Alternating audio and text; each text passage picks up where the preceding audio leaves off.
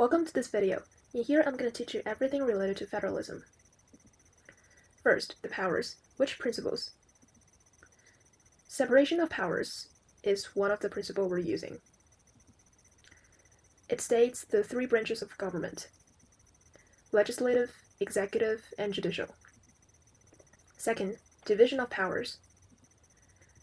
It is between federal, state, and local control. So what is federalism? Federalism it is the relationship between federal, state, and local governments. There are two differing theories. From Madison's view, many differing levels, and it is hard to control. From Hamilton's view, states were labs for democracy, specifically saying try out things and see how they work. If they do, move them to federal jurisdiction. One example will be 26th Amendment in GA, which is Georgia.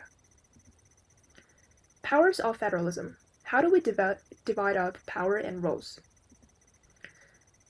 Federal, also known as expressed, implied, and inherent powers.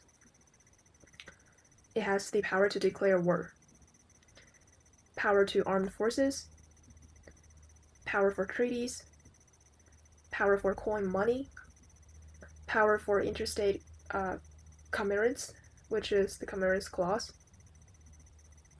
immigration, and power for fixed standard weights, punish counterfeiters, post offices, and copyrights. Last but not least, import taxes. Powers of federalism continues with those things. State powers, which also known as reserved powers, has the power for marriage, for driving, for gambling, for drinking or tobacco, for elections, for education, creation or curriculum, and for licensing. Powers of federalism continue with concurrent powers, also known as shared powers. It has the power for taxes, passing laws, creating courts, funding education, but not for law, such as NCLB, also eminent domain. So Article 4 is the full faith and credit clause. It says citizens of each state are equal to all other citizens, must recognize state records, licenses, extradition, use of rivers. Each level has specific rules and powers. Really, do they overlap? Leads to power struggles when feds attempt to assert control, such as Civil War as a good example.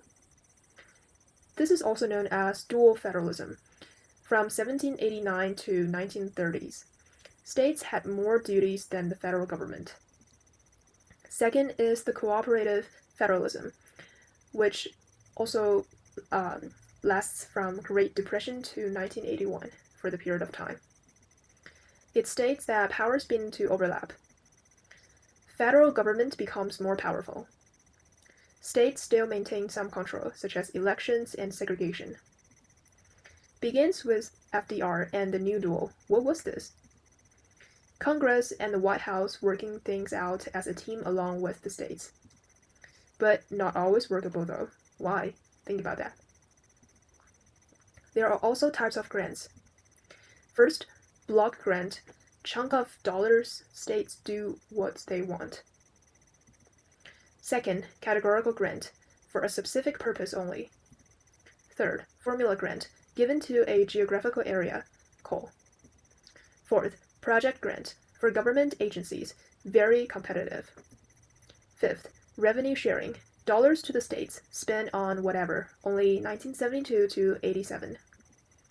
Third is new federalism, from 1981 to now.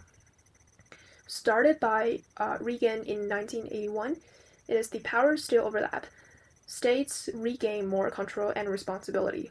It cut state grants or funding, wanted to balance the budget, build up military. Is that American pride? Feds took more control but required states to fund initiatives. Federal mandates. First, rules imposed by government on the states. The rules are, first, conditions regarding grants. Second, states have to pay for changes they bring, such as NCLB and everything else.